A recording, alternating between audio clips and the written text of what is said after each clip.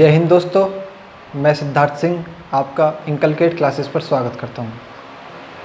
तो दोस्तों, आपने थंबनेल भी देख लिया होगा और आप बोर्ड पर हेडिंग भी देख रहे हैं कि आज हम जो अपना टाइप स्टार्ट करेंगे वो है हमारा इनकम एक्सपेंडिचर टाइप, यानी जो हमारे आय और खर्च से संबंधित प्रश्न होते हैं वो आज हम लोग डिस्कस करेंगे। तो चलिए स्टार्ट करते हैं। दोस्तों, क्वेश्चन आपकी स्क्रीन पर।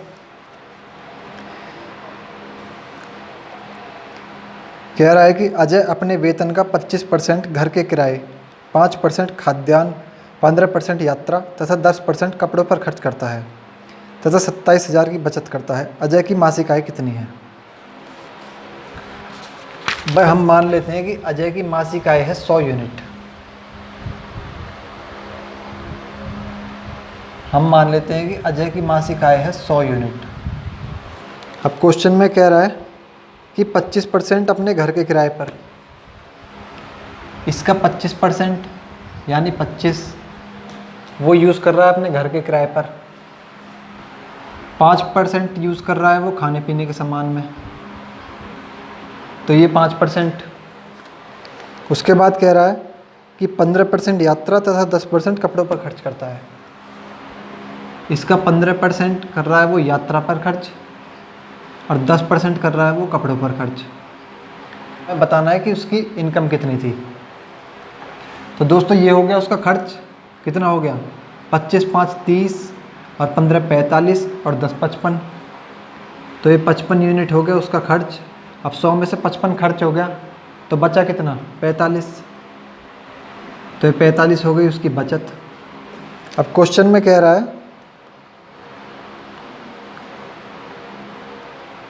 कि वह 27,000 की बचत करता है। अब असल में कर रहा है वो 27,000 की बचत, लेकिन हमारे अकॉर्डिंग कर रहा है वो 45 यूनिट की बचत। तो यहाँ से हमें पता चलेगा कि 45 यूनिट की वैल्यू कितनी है? 27,000। अब 1 यूनिट की वैल्यू कितनी हो जाएगी? 27,000 बटे 45। हमें उसकी टोटल इनकम बतानी है, तो टोटल इनकम हमने कितनी मानी थी? 100 यूनिट। तो इंटू 100। अब यहाँ से काट लेंगे। ये हमारा 5 से चले जाएगा 9 बार, 5 4 5400। फिर ये हमारा किससे चले जाएगा? 9 से चले जाएगा 600। तो कितना बचा हमारा? 600 गुणा 100। तो ये हमारा कितना हो जाएगा? 60,000। तो ये थी उसकी इनकम, 60,000 रुपये। दोस्तों, अगला क्वेश्चन आपकी स्क्रीन पर। कह रहा है कि कौशल के मासिक वेतन का 12% नंदिनी के मासिक वेतन के 16% के समान है। तो भाई, क्वेश्चन में कह रहा है कि कौशल के मासिक वेतन का 12%, यानी कौशल के मासिक वेतन का 12% नंदिनी के मासिक वेतन के 16% के बराबर है। तो भाई, यहाँ से अब इसको सॉल्व कर लेंगे इक्वेशन को। ये 100 से हमारा 100 कैंसिल, 4 3 12, ये 4 चौक 16। तो यहाँ से हमारा क्या निकल के आ गया? 3 के बराबर 4n। तो यहाँ से हमें कौशल और नंदिनी के वेतन का अनुपात पता चल जाएगा कि कौशल और नंदिनी के वेतन का अनुपात है 4/3, 4:3। अब फिर कह रहा है कि सुरेश का मासिक वेतन नंदिनी के मासिक वेतन का आधा है। अब भाई, कौशल, नंदिनी और सुरेश, तो हमें कौशल और नंदिनी का तो पता चल गया कितना है? 4:3। अब क्वेश्चन में कह रहा है कि सुरेश का जो वेतन है वो नंदिनी के वेतन का आधा है। तो जब नंदिनी का 3 है तो सुरेश का कितना हो जाएगा? 1.5। 1.5 को हम क्या लिखते हैं? 3/2। तो यहाँ पर डिवाइड में आ गया। अब इसे हम सिंगल इंटीजर में लिख लेते हैं। तो इसमें इंटू 2 की मल्टीप्लाई कर देंगे तो सभी में इंटू 2 की मल्टीप्लाई हो जाएगी पूरे रेशियो में। तो यहाँ पर क्या हो जाएगा हमारा? 8, यहाँ पर 6, यहाँ पर 3। ये हमने 2 ख़त्म कर दिया, तो 2 ख़त्म करने के लिए हमने सभी में 2 की मल्टीप्लाई कर दी। तो फाइनली हमारा रेशियो निकल के आ गया 8:6:3। फिर क्वेश्चन में कह रहा है कि यदि सुरेश का वार्षिक वेतन 1.08 लाख है, यहाँ पर लैंग्वेज आपको ध्यान से पढ़नी है, सुरेश का वार्षिक वेतन बोल रहा है वो, जबकि हमने जो ये रेशियो निकाला है ये है हमारा मासिक वेतन। तो कह रहा है कि सुरेश का वार्षिक वेतन 1,08,000 है। अब हमारे अकॉर्डिंग सुरेश का वेतन कितना है, 3 यूनिट, जबकि असल में है कितना उसका, 1,08,000। तो 3 यूनिट बराबर 1,08,000 के, तो यहाँ से 1 यूनिट की वैल्यू निकल जाएगी, कितनी हो जाएगी, 3 3 9, 3 6 18, 36,000। तो 1 यूनिट की वैल्यू आ गई हमारी 36,000। अब क्वेश्चन में हमसे क्या निकलवा रहा है कि कौशल का मासिक वेतन कितना है। अब भाई ये तो 1 यूनिट वैल्यू जो निकल के आई है 36,000, ये हमारे किसकी वेतन आ गया, सुरेश का। लेकिन ये हमारा क्या है, ईयरली, वार्षिक। अब हमें पता है कि एक साल में 12 महीने होते हैं, तो ये हमारा वार्षिक वेतन है, इसको 12 से डिवाइड कर देंगे तो हमारा मासिक वेतन निकल के आ जाएगा 3,000। तो ये हमें पता चल गया कि सुरेश का जो मासिक वेतन है वो है 3,000। तो इससे अब हम कौशल का निकाल लेंगे। कौशल का मासिक वेतन कितना है, 8 यूनिट। अब 1 यूनिट हमारा किसके बराबर है, 3,000 के। तो 8 यूनिट कितना हो जाएगा, 8 3 24। तो हमें पता चल गया कि कौशल का मासिक वेतन हमारा कितना है, 24,000 रुपये। दोस्तों नेक्स्ट क्वेश्चन आप लोगों की स्क्रीन पर कह रहा है कि कोई व्यक्ति अपनी आय का 80% खर्च करता है। भाई हम मान लेते हैं उस व्यक्ति की आय है 100 यूनिट इनकम। अब कह रहा है कि वो अपनी आय का 80% खर्च करता है, तो यानी उसका एक्सपेंडिचर कितना हो जाएगा, खर्च 80 यूनिट। तो यहाँ से सेविंग्स कितनी हो जाएगी, भाई आय में से खर्चा घटा देंगे तो क्या बचेगा, बचत। तो बचत हमारी हो जाएगी सेविंग्स। तो सेविंग्स कितनी हो जाएगी, 20 यूनिट। फिर क्वेश्चन में कह रहा है कि निर्वाह खर्च में वृद्धि होने के कारण उसके खर्च में 37.5% की वृद्धि होती है।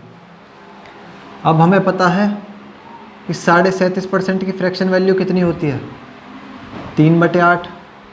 तो यहाँ से हमें पता चल गया कि पहले उसकी इनकम थी, पहले उसका खर्चा था 8 से बढ़कर कितना हो गया, 11। तो पहले उसका खर्चा था 8 और 8 से बढ़कर हो गया 11, जबकि 8 की हमें वैल्यू पता है कितनी है, 80। 8 यूनिट बराबर है 80, क्योंकि उसका खर्चा था 80 था ना, 80 माना था हमने, जबकि हमारे अकॉर्डिंग है 8 से हो रहा है 11। तो 8 की वैल्यू कितनी है, 80। तो यहाँ से 1 यूनिट की वैल्यू कितनी हो जाएगी, 10। तो 11 यूनिट की वैल्यू कितनी हो जाएगी हमारी, 110। तो ये हो गया उसका खर्चा, जो उसके खर्चे में बढ़ोतरी हुई थी। पहले था 80, अब बढ़कर हो गया 110।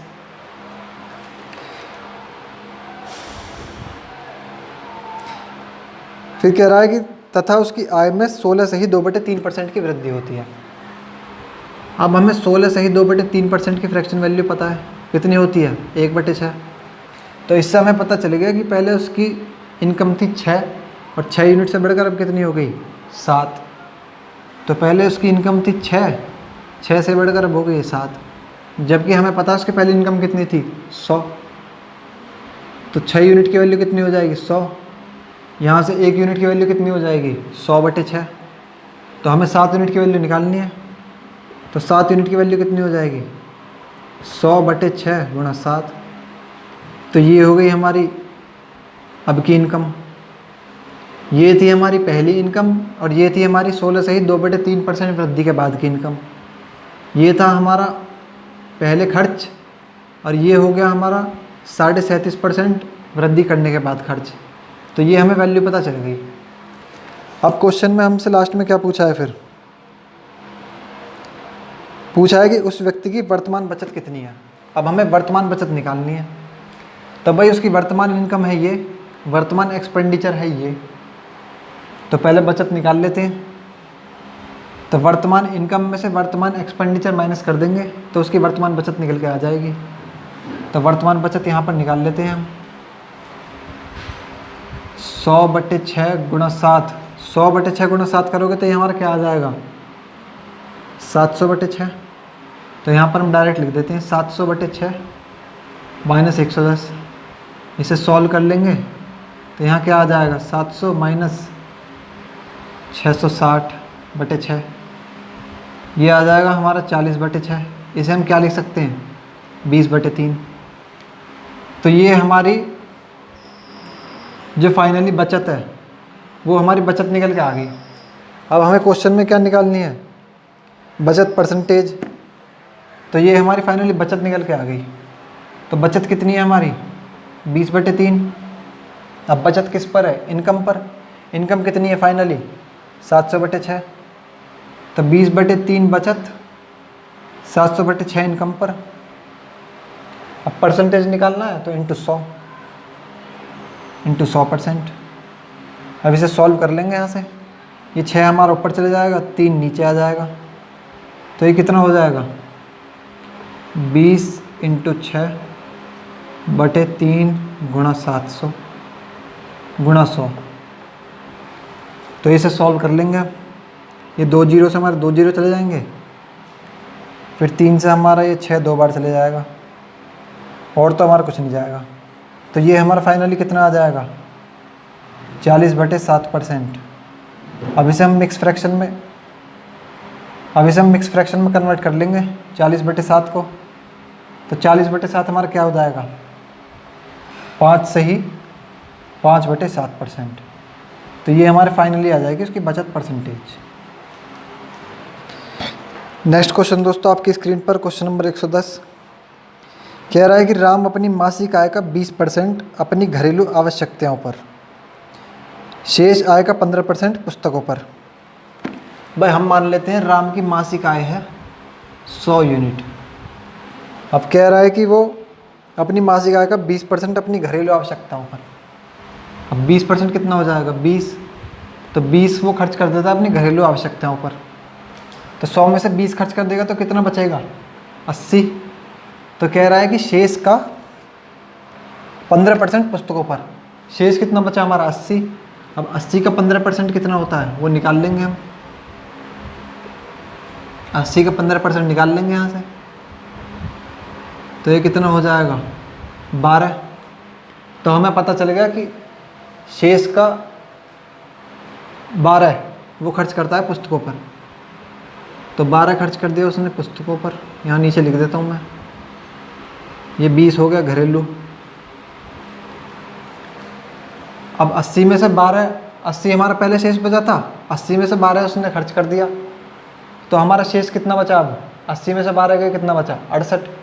तो हमें पता चलेगा कि अब हमारा 68 शेष बचा है। तब आगे देखते हैं। आगे कह रहा है कि शेष आय का 30% कपड़ों पर खर्च करता है।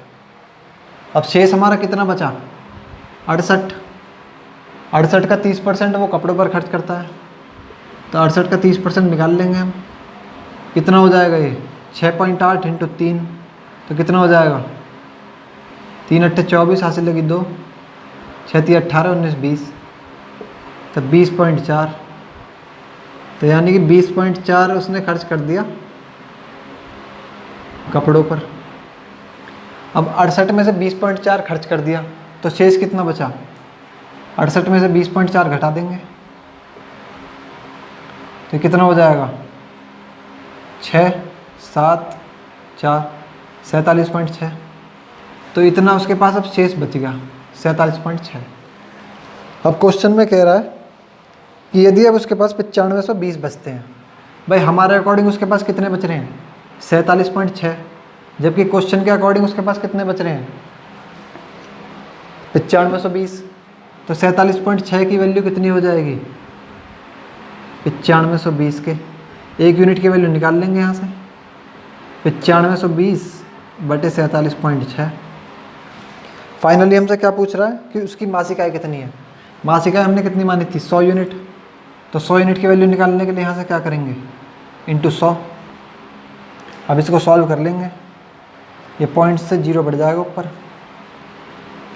अब 476, 952, 952 476 का डबल होता है। तो 476 से 2 बार चले जाएगा। तो ये कितना हो गया हमारा, 200 × 100। अब यहाँ से हमारा क्या आ जाएगा, 20,000। तो यानी राम की जो मासिक आय थी वो कितनी थी, 20,000 रुपये।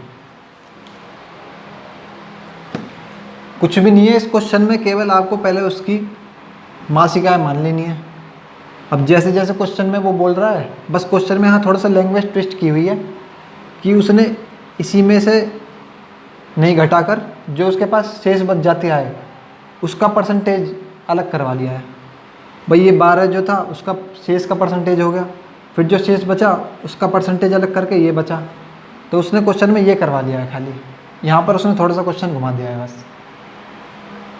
दोस्तों नेक्स्ट क्वेश्चन आप लोगों की स्क्रीन पर कह रहा है कि नताशा ने अपने मासिक वेतन का 45% खरीदारी पर खर्च करने का निर्णय लिया। भाई हम मान लेते हैं नताशा की मासिक इनकम कितनी है, 100x मान लेते हैं कि उसकी मासिक इनकम है 100x। फिर कह रहा है कि 45% खरीदारी पर खर्च करती है वो, तो इसका 45% कितना हो जाएगा 45x। अब 45x उसने खर्च कर दिया। फिर कह रहा है कि 11,475 खर्च करने के बाद, अब उसने खर्च कर दिए 11,475 रुपये। अब 11,475 रुपये जब उसने खर्च कर दिए तो उसे पता चला कि भाई जो उसने खर्च किए हैं वो तो जो वो पहले खर्च करने वाली थी उसका 60% है। भाई पहले वो कितना खर्च करने वाली थी, 45%, लेकिन असल में उसने रुपए में कितना खर्च कर दिया 11,475। जब खर्च कर दिया तो उसे पता चला कि भाई जितने मैंने रुपए खर्च किए हैं वो तो उसका 60% है। अब यहाँ से हम x की वैल्यू निकाल लेंगे, तो हमारा 0 से 0 कैंसिल, 5 से 9 बार, तो हमारा 9 से चले जाएगा 9, 1275, ये 3 से चले जाएगा, 3 चौक 12, 3 दूनी 6, 3 दूनी 15। तो यहाँ से हमें पता चल गया कि x की वैल्यू हमारी कितनी आ गई 425। अब वो हमसे पूछ कह रहा है कि नताशा का वेतन कितना है। अब नताशा का वेतन हमने कितना माना था 100x, x की वैल्यू हमारी निकल के आ गई 425, तो इनकम निकाल लेंगे उसकी 425 इंटू 100, तो उसकी इनकम हो जाएगी 42,500 रुपये। आसान सा क्वेश्चन था ये भी। नेक्स्ट क्वेश्चन दोस्तों आप लोगों की स्क्रीन पर कह रहा है कि मिस्टर अग्रवाल ने अपने धन का 30% भाग अपनी पत्नी को दे दिया, शेष धन का आधा अपनी पुत्री को दे दिया तथा बचे हुए धन को अपने 5 पुत्रों में बराबर बराबर बांट दिया। यदि प्रत्येक लड़के को इतने मिले हों तो उसके पास कुल कितना धन था। भाई हम मान लेते हैं कि मिस्टर अग्रवाल के पास टोटल धन था 100 यूनिट। फिर कह रहा है कि उसने अपने धन का 30% भाग अपनी पत्नी को दे दिया, तो इसका 30% क्या हो जाएगा 30, तो 30 उसने किसको दे दिया पत्नी को। अब 100 में से 30 दे दिया तो शेष कितना बचा 70, तो 70 शेष बचा। फिर कह रहा है कि शेष धन का आधा अपनी पुत्री को दे दिया। भाई शेष कितना बचा 70, अब 70 का आधा कितना हो जाएगा 35, तो उसने 35 दे दिया अपनी पुत्री को, 35 दे दिया पुत्री को। अब 70 में से 35 दे दिया तो शेष कितना बचा हमारे पास 35। फिर कह रहा है कि बचे हुए धन को उसने अपने 5 पुत्रों में बराबर बराबर बांट दिया। अब बचा हुआ कितना था 35 को 5 जगह बांट देगा वो बराबर बराबर, तो 35 को 5 से डिवाइड कर लेंगे कितना आ जाएगा 7, यानी कि उसने 7 यूनिट अपने 5 पुत्रों में बांट दिया, सभी के पास बराबर हो गया और 5 पुत्रों में बढ़ गया पूरा शेष धन। अब कह रहा है कि यदि प्रत्येक लड़के को 14,000 मिले हों। भाई एक लड़के को हमारे अकॉर्डिंग कितने मिल रहे हैं 7 यूनिट, जबकि क्वेश्चन में कितना है 14,000, तो 7 यूनिट की वैल्यू हमारी कितनी हो जाएगी 14,000। अब यहाँ से 1 यूनिट की वैल्यू निकल जाएगी, कितनी हो जाएगी 2,000, 1 यूनिट की वैल्यू होगी 2,000। फिर लास्ट में हमसे पूछा है तो उसके पास कुल कितना धन था। भाई 1 यूनिट की वैल्यू हमें पता चल गई 2,000, टोटल धन हमने कितना माना था 100 यूनिट, तो 100 में 2,000 के मल्टीप्लाई कर लेंगे, 100 इंटू 2,000, तो ये हमारे पास आ जाएगा टोटल धन कितना हो जाएगा ये 2 लाख। उसके पास टोटल धन था 2 लाख रुपए। अगला क्वेश्चन आपकी स्क्रीन पर कह रहा है कि एक विद्यालय में छात्राओं का 1/5 भाग तथा छात्रों का 1/4 भाग 12 वर्ष से कम आयु के हैं, यदि विद्यालय में कुल 1000 विद्यार्थी हों। अब यहाँ हमें टोटल विद्यार्थी दे दिए क्वेश्चन में कि हमारे पास टोटल विद्यार्थी हैं 1000। कह रहा है कि 1000 विद्यार्थी हों तथा इनका 2/5 भाग छात्राएं हों। अब भाई टोटल स्टूडेंट है हमारे पास कितने, 1000। अब इसका 2/5 क्वेश्चन में हमें क्या दिया हुआ है, इसका 2/5 हमारे पास क्या है, गर्ल्स है। तो गर्ल्स की वैल्यू निकाल लेंगे यहाँ से, कितनी हो जाएगी 400। तो गर्ल्स हो गई 400, 1000 में 400 गर्ल्स होगी तो बॉयज़ कितने बचे 600। तो 600 बचे हुए हमारे हो जाएंगे बॉयज़। अब हमें गर्ल्स और बॉयज़ की संख्या पता चल गई, गर्ल्स 400 बॉयज़ 600। फिर कह रहा था क्वेश्चन में कि टोटल गर्ल्स का 1/5 भाग, गर्ल्स कितनी है 400। अब 400 का 1/5 भाग कितना हो जाएगा ये 80। तो यानी गर्ल्स का 1/5 भाग कितना हो गया 80। 80 गर्ल्स हमारी 12 वर्ष से कम की हैं, ये हमारी 12 साल से कम की हैं, 12 साल से कम की हो गई 80 लड़की। और 1/4 भाग 12 वर्ष से कम आयु के लड़के हैं। भाई टोटल लड़के कितने हैं 600। अब 600 का 1/4 भाग निकाल लेंगे पहले, तो कितना हो जाएगा ये 150। तो 150 लड़के हमें पता चल गए कि 150 लड़के हमारे 12 साल से कम के हैं। 80 लड़की और 150 लड़के हमारे 12 साल से कम के हैं, ये हमें पता चल गया। अब क्वेश्चन में फिर क्या पूछ रहा है, तो 12 वर्ष तथा उससे अधिक आयु के कितने प्रतिशत विद्यार्थी हैं, 12 वर्ष से अधिक के। अब भाई हमें पता चल गया कि 150 और 80 यानी टोटल हमारे कितने हो गए 230। तो 230 जो हमारे स्टूडेंट हैं वो तो भैया हमारे हैं 12 साल से कम के। अब 1000 में से 230 हो गए 12 साल से कम के, तो बचे हुए कितने हो जाएंगे 12 साल से ज़्यादा या उससे अधिक के। तो कितने बचेंगे 70 और 100 770 बचेंगे। तो टोटल हमारे बच गए 770 स्टूडेंट, ये हमारे 12 साल या उससे अधिक आयु के हैं। और पूछ रहा है हमसे कि कितने परसेंट हैं, तो 770 विद्यार्थी कितने में से 1000 में से। अब परसेंट निकालने के लिए इंटू 100%, 2 जीरो से 2 जीरो चले जाएंगे, 1 जीरो से 1 जीरो, तो टोटल बचे हमारे 77%। मतलब 77% हमारे जो स्टूडेंट हैं वो 12 साल या उससे अधिक के हैं। आसान सा क्वेश्चन था ये भी। अगला क्वेश्चन दोस्तों आपकी स्क्रीन पर कह रहा है कि एक कॉलेज के सभी छात्रों में से 12% छात्रों की रुचि खेलों में है। अब हम मान लेते हैं कि कॉलेज में कुल छात्र हैं 100 यूनिट। कह रहा है कि 12% छात्रों की रुचि खेलों में है, तो 100 का 12% कितना हो जाएगा 12। अब 12 की रुचि हो गई खेलों में। फिर कह रहा है कि कुल छात्रों के 10% की रुचि गायन में है। कुल छात्र कितने हैं हमारे 100। अब 100 का 10% कितना हो जाएगा 10। तो 10 की रुचि किस में है सिंगिंग में। फिर कह रहा है तथा कुल छात्रों के 3/4 की रुचि डांस में है। अब टोटल 100 है, 100 का 3/4 हमारा निकाल लेंगे। 100 का 3/4 हमारा क्या हो जाएगा 75। तो यानी टोटल के 3/4 की रुचि है किसमें डांसिंग में।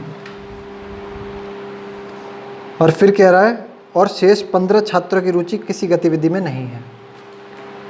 शेष तो उसने पूरे बता दिए कि 15 छात्र हैं, जबकि टोटल हमें पता नहीं है, तो हम यहाँ से निकाल लेंगे।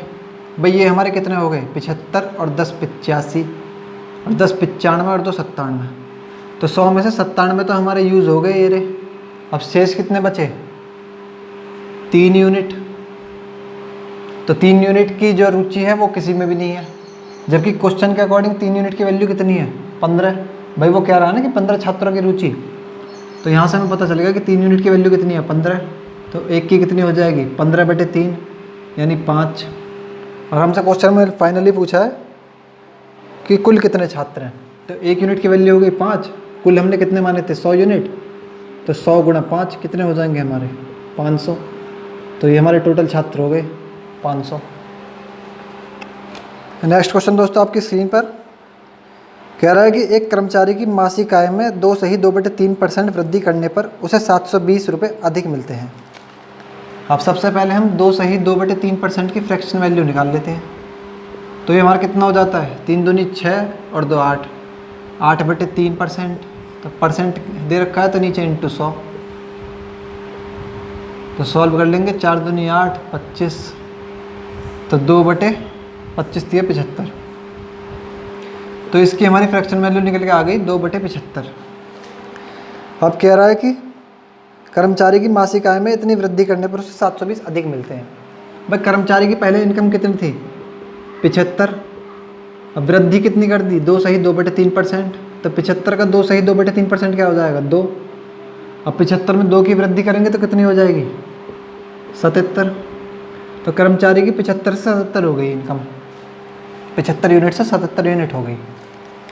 अब इतने बढ़ाने पर उसे 720 रुपये अधिक मिलते हैं। अब भाई जब 75 से 77 बढ़ गई उसकी, तो उसके कितने बढ़ गए, 2 यूनिट। जबकि क्वेश्चन के अकॉर्डिंग कितने बढ़ रहे हैं उसके, 720 रुपये। तो 2 यूनिट की वैल्यू कितनी हो जाएगी, 720।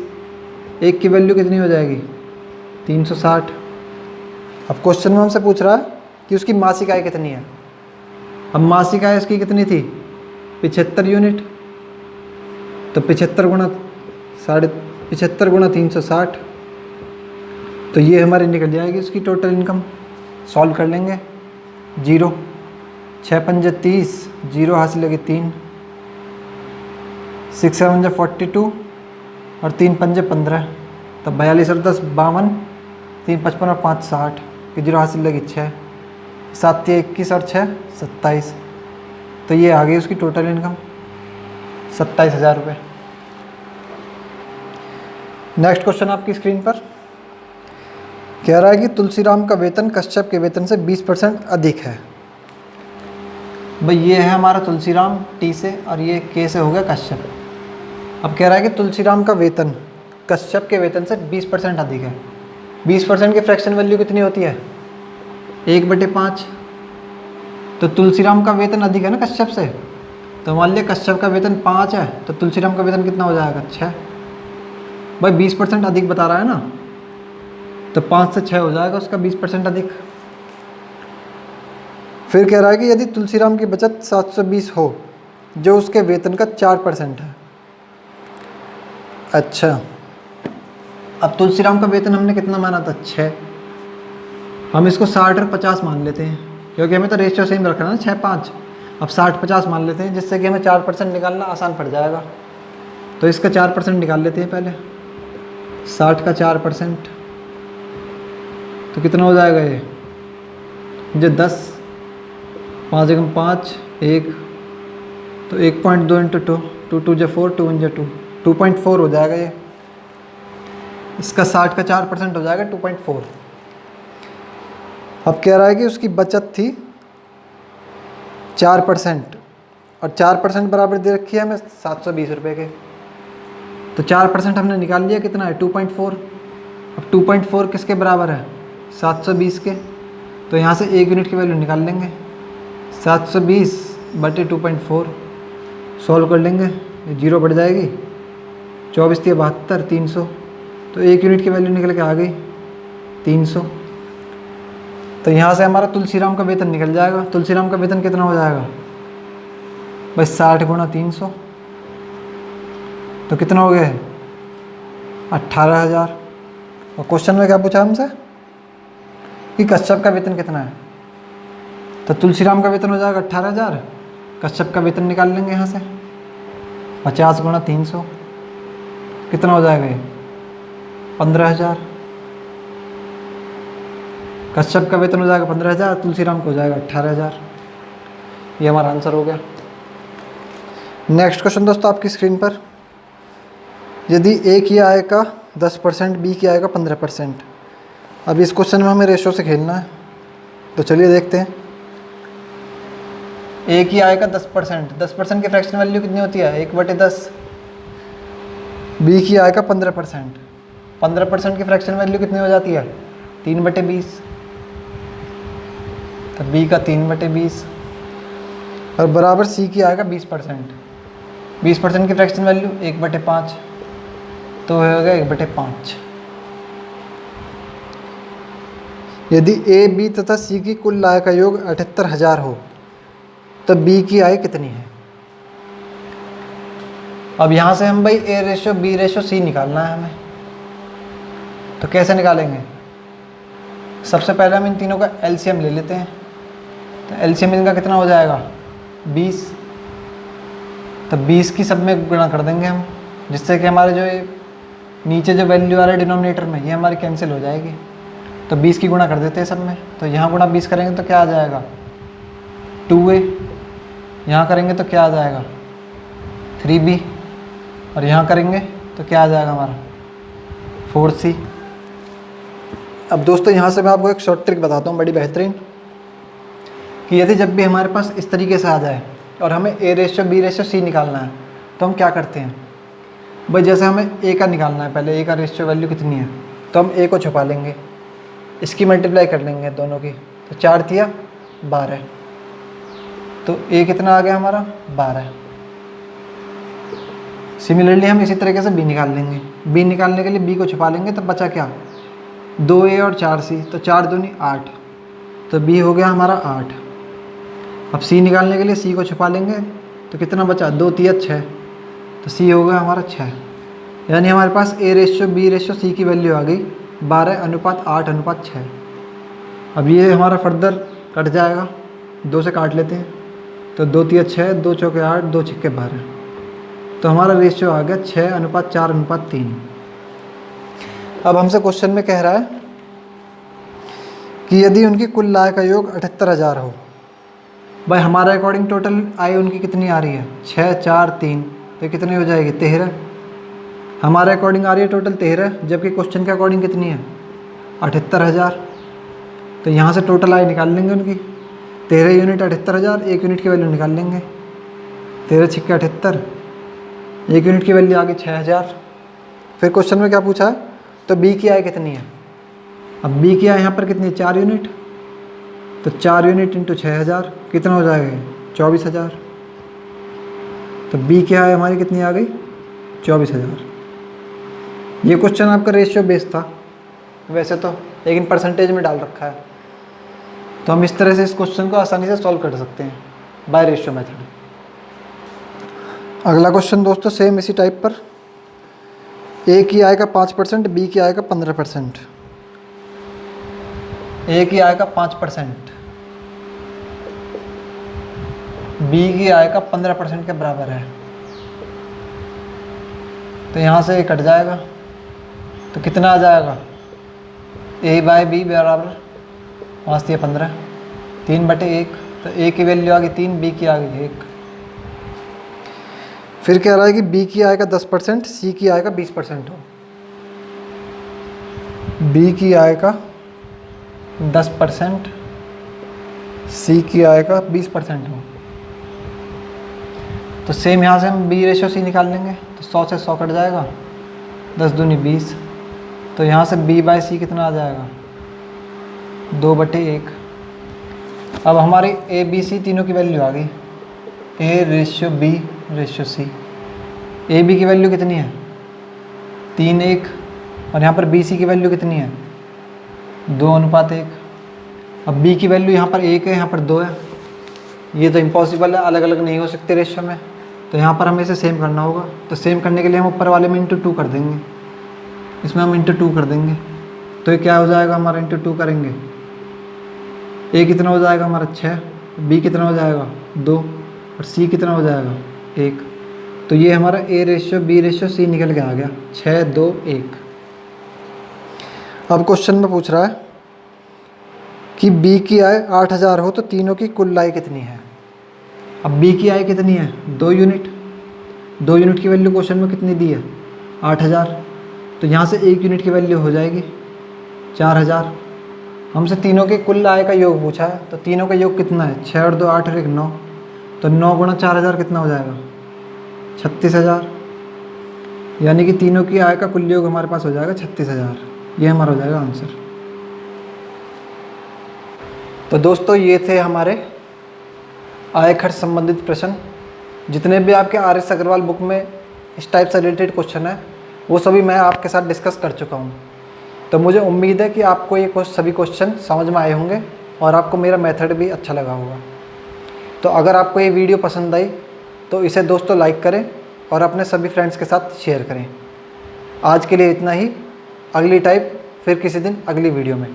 तब तक के लिए धन्यवाद।